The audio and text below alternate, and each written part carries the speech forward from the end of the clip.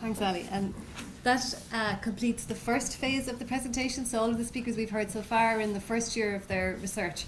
And we're going to move on to the more experienced researchers now. No pressure.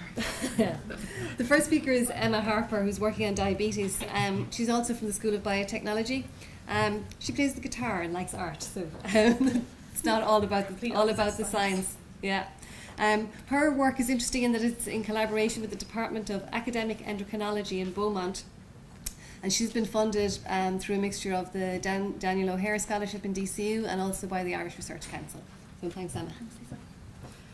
Hi everybody, I'm going to be talking to you for the next 5 minutes about why I'm so interested in diabetes, why my research is going to help us to combat it, and also talk about some of the complications that can arise from it.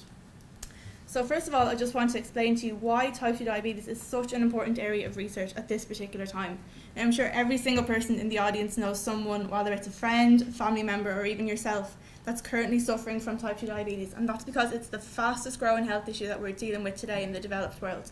Now, according to Diabetes Ireland, there are over 200,000 people in this country alone that currently suffer from diabetes, and that's expected to rise by another 35% over the next 14 years. Now, by this point, it will be the 7th leading cause of death worldwide, and guaranteed it will impact everyone in this room today.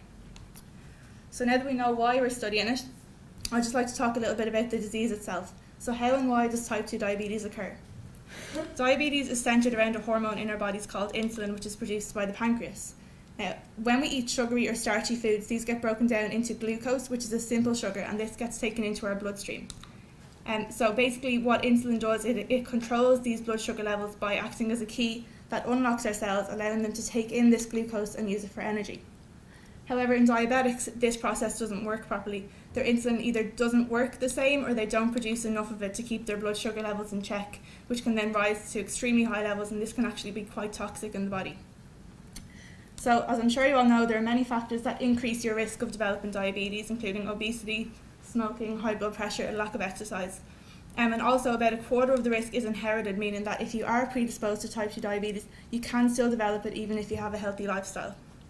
Now, unfortunately, there are many complications that can arise from type 2 diabetes due to the high blood sugar levels, and the most common of these is cardiovascular complications of the blood vessels. And the most common of these complications in type 2 diabetes is something called vascular calcification, which sounds like a bit of a mouthful, I'm sure, but it's more commonly called the hardening of the arteries, and the arteries are the blood vessels that deliver oxygen and nutrients all around the body. Sorry. And basically, every single person will suffer from the hardening of the arteries to some extent, but in type 2 diabetics, this is just particularly accelerated.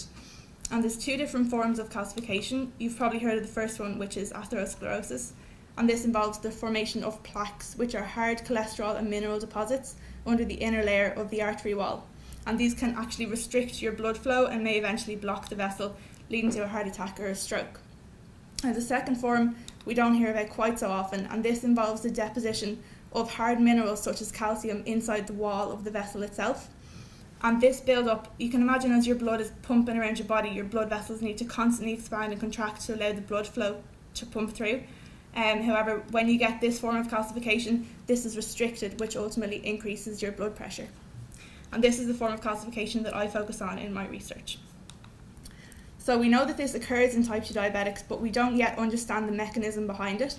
So ultimately what I'm doing is researching how proteins in our blood can affect this hardening of the arteries in diabetes. And to do this, I grow human blood vessel cells, expose them to these proteins, and monitor what kind of responses they have to it. So as blood is being pumped around your body, the proteins that are in your blood have the ability to communicate with your blood vessel cells. They actually talk to each other.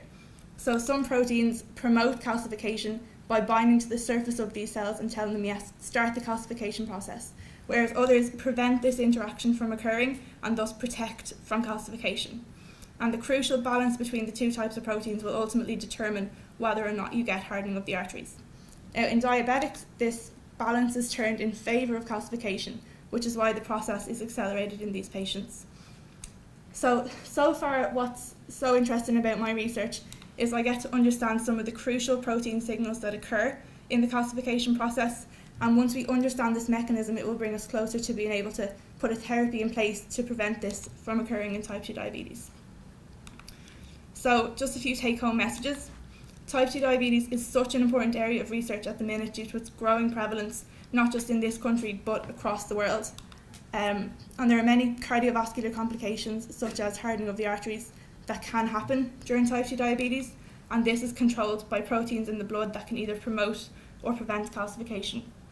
So ultimately, what I try and do in my research is to understand this mechanism so that we'll be able to put therapies in place to prevent this from happening and to ultimately improve the cardiovascular health and reduce the death rates associated with this disease worldwide. Thanks for listening. Did I fly through that?